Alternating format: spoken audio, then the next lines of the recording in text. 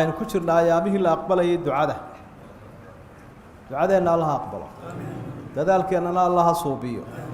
دينتنا الله نوافقها نوسقه آياتها صوص على سورة إبراهيم آخر كذا وحين دقيسنينا نبي أنبياء كم إذا أنبياء نبي يدي أفضل بطنايا نبي إبراهيم ودعاء سنية ربنا إني أسكنت من ذريتي بواد غير ذي زرع عند بيتك المحرم ربنا ليقيموا الصلاة إلى آخر الآيات إلى سقال شربوا ربي ربنا ربي كسوع العينية marka waxa arkaysaa baahida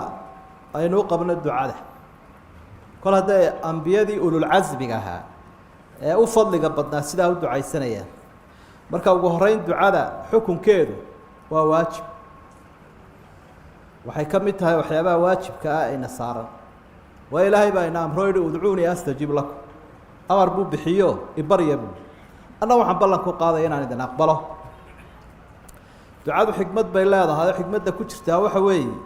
balaayada ku haysatana inuu ilaahay kaaga dul qaado ta soo socotana kaaga joojiyo cibaadadana waa kamid adducaa huwa alcibaada wa xadiidki saxiix ah cibaadada laftigeedii way ducadu adducaa mukhu alcibaada mar kale cibaadadu waa ducadu waa dhuuxa cibaadada shay walba dhuux waa waxa asalka ah waxa marka aynu soconnaa dhowr qodob inaynu ku sheegno aadaabta ducada si aqbalkeedu u dhawaado iyo ijaabadeedu amarka ilaahay inaynu qaadano subxaanahu wa tacaala waxa kowka ah in ilaahay keligii la baryo sida aynu arkayno mar walba ilaahay cid iskuma lamaanaynayo ilaahay wuu ka weyn mid cid lagu lamaaneeyo haddaad ilaahay cid ku lamaanayso waxay ka dhigantahay iguma filla ilaahay iguma fille hebel ama heblaayaan ku kabaya وإذا سألك عبادي عني وكلي ودعوني أستجب لكم وكلي إياك نعبد وإياك نستعين وكلي وحكى لا لو درين إلهي أو هبلو دي صومالد هلكا سيكو هذا إلهي أولي هبلو أي أورنشري أو كان ينكوك عنين إلهي أوريا أربا وكوك فلين سبحانه وتعالى يوحكى بضنبا أن تاسوامد وأنا آداب تواجبك آداب تواجبك وحكم إذا إنه ده قفك حلال عنيه حديث كي صحيح قرنا إنسان النبي يقول إنه وشجع عليه الصلاة والسلام قفك هذا حرام عنيه أما دركي سحران يا ما دونكي سحران يا ما وح عب يا ما وح اللي سكري ده سيد الله أقبله يا واضح إنسان حديث كأربعين كقرة فأنا يستجاب لذلك سيد الله أقبله يا أبو الله رسول صلى الله عليه وسلم وأنا هالكلا إن جرى عين تيوب بدن تيمان أنت نلقي قبض إنه يقعد قاعد الشرع أيينو أرنا إن roobkii baa di'i waayo balaayadii baa kici weeday dalkii baa isbedelay waa dalayno inagu qiiq ku neefna iyo sun marka xalaasha hal ogaado qofku hadduu doonayo inuu mustajaabu dacwo noqdo qof ducadiisa la aqbalo waa inuu xalaal xun yahay xalaal xun waa inuu noqdaa dadkeennii hore dee jeenigaasay iska cuni jireen oo xoolahooda iyo cadkooda iyo caanahoodaas iyo waxaan walaaqane baac mushtariga iyo khiyaamadii iyo balaayadaas way ku yaraayeen marka ilaahay baryayaan markiiba waa loo aqbali jiray aadaabta ka saddexaad waajibkii waxa weeye in markaad ilaahay baryayso dambina ha ku ducaysanin qaraabo goystimana ha ku ducaysanin rasuulku wuxuu yidhi sala allahu calayhi wasalam midkiin waa la aqbalayaa ducadiisa maa lam yadcu biifmin aw qatiicati raxim haddaanu qaraabo goysnimo ku darin ducadiisa ama dembi ku darin waa caam haddaad wax dembiya ilaahay barido ama dadka habaarayso ubadkaaga ehelkaaga ummadaada lagama aqbalayo adaabta waxa kamid ah afraad in ilaahay subxaanahu wa tacaala la qadariyo la tixgeliyo التأدب مع الله إن هذه الله كذا بستمر كبريش وحكمل السيابان لو جاء بسنيو هالسلوجين إلهي وانو برينا حبنا أقبلوا حانو برينا نكون علينا تيهرا مو أقبلين وكو أقبل أذان وجين أذان مانع حاجة كيما وح دعاء الدين حاجة كيما أما بلا يسوع سعتوك هذا تشوتشينيا أما آخرابك وجود بدقيا كل يبوا أقبليا ويبلن بو قاضي رب سبحانه وتعالى أدابت وحكم إذا إن أنا كرها عنين إريجا إن شئت in shiita waa inaanu raacinin ducada hadduu in shiita raaciyo iyadana waa lagama aqbalayo ilaahay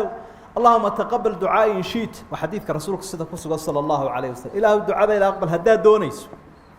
haddaad doonayso waxaa laga fahmaa dee qof aad dirqii karto ama xoog wax kaga qaadi karto ama cid kalood ku bedelata aada hayso hadduu dooni waayo maxaa jira baa isweydiin leh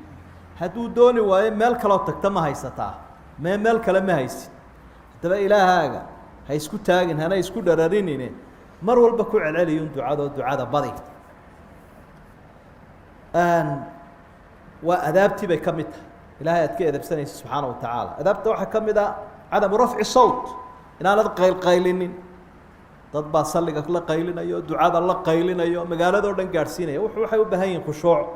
siiba markaa si gaara u ducaysanayso arbicuu calىa anfusikum fainakum laa tadcuuna asama walaa gaa'iban rasuulku salى اllahu alayh wasalam wuxuu le waxba haysdhibine naftiina marxiya oo u kaadiya ma baryaysaan mid dhegala ama idinka maqan ilaaha baryaysaan wuu idin dhow yahay wuu idin maqlayaa adaabtay ka mid tahay asxaabtiisii buu nebigu ku waaninaya calayhi الsalaatu wasalaam sidaa ducada adaabteeda waxaa ka mid ah asmaadiisiiyo wax waliba cid waliba afgarashay leedahay markaynu doonayno ilaahay inaynu afgaranno waynu doonaynaaye inaynu ku bilowno ammaantiisa iyo mahadnaqiisa iyo asmaa'adiisa magacyadiisa iyo tilmaamihiisa inaynu ilaahay ku barino subxaana wa tacaala walilaahi alasmaa اlxusnaa fadcuuhu biha magacyo aada u qaaliyahoo wanaag badan buu ilaahay leeyahay ku barya buu leeya ilaahay qul idcu llaha aw idcu raxmaan ayamaa tadcuu falahu lasmaaء اlxusna الرحمن الله kaa doontaan ilaahay ku barya oo magacyo wanaag badan buu ilaahay leeyahay ku ducaysta buu ilaahay leeyahay marka ya الرaحmaan ya الرaحيim markaad xooga akrida ducadaba asmaadaad ku daraysaa siyaabuhu ilaahay ku aqbalo ayaa ay ka mid tahay waxyaabaha ducada runtii qiimaha u yaalo waxaa ka mida ama aadaabteeda inaad ka faa'iidaysato waa sababta aynu imika u sheegayne waktiga wanaagsan meesha wanaagsan xaaladda wanaagsan cidda wanaagsan intaba meesha wanaagsan markaad joogto ducada aad baad u badanaysa bayt ullaahi alxaraamka waktigaad xajaysa iyo waktigaad cumraysanaysa iyo masaajidada ilaahay oo dee goobaha u fadli badana markaad joogto ducada aad baad u badanaysa iyo waktiyada qiimaha badan sida ramadaan oo kale markaad sooman tahay iyo markaad afurayso waktigaynu habeenkii suxuuranayn malaa dad badan baan ducada xusuusaninba iyo waktigaa qiimaha badane aynu kolba inagu soo noqnoqonaya la yidhaha laylat lqadriga jumcada waktigii saacatulijaabaha adaanka iyo aqiimidda dhexdooda ataxiyaadka marka aad ku jirto sujuudda wakhtiyadaasoo dhami waa waktiyada ducada la aqbalo axaadiid kala duwan baa kusoo aroortoo nebigu inoo sheegay calayhi salaatu wasalaam iyo xaaladaadu kolka ay shariifa tahay xaalad wanaagsan oo qalbigaaga uu soo jeedo oo aada khushuucsan tahay waktiyadaana inaad dadka wanaagsana inaad ka faa'iidaysato o tidhaahda i duceey waxyaabaha aynu kaga faa'iidaysanayno ducada waxaa ka mid a iyo aadaabteeda adducaau lilikhwaan inaynaan walaalaha ilaawin aynu walaalaha u ducayno muslimiinta ah caam ahaan iyo kuwa asxaabta iyo kuwa ehelka iyo kuwa wax kuwa tara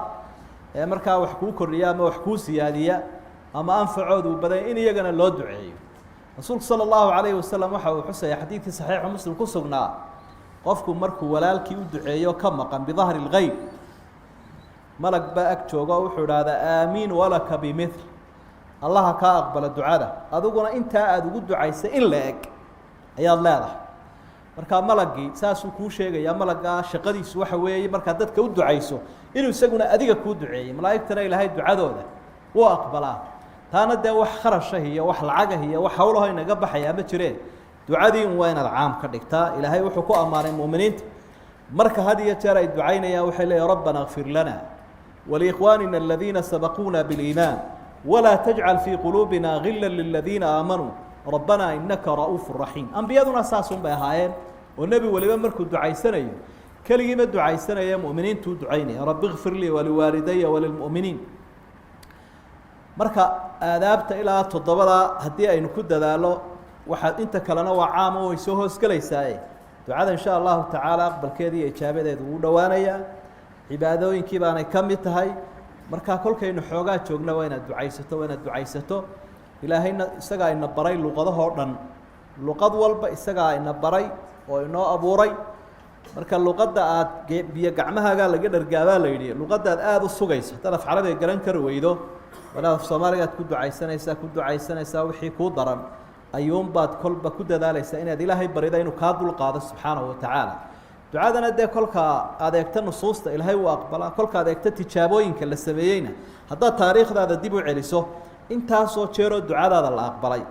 ama cid ku ducaysay ducadoodii lagu aqbalay ayaad arki karaysaa marka aadaabta ducaduna waa sidaas ducadana aynu badin ayaamaha iyo waqtiyada qiimaha badan ilaahayna inaga aqbalo ducadeena dembigeenana allah ha dhaafo laylatulqadrigana allah ina waafajiyo sala allahu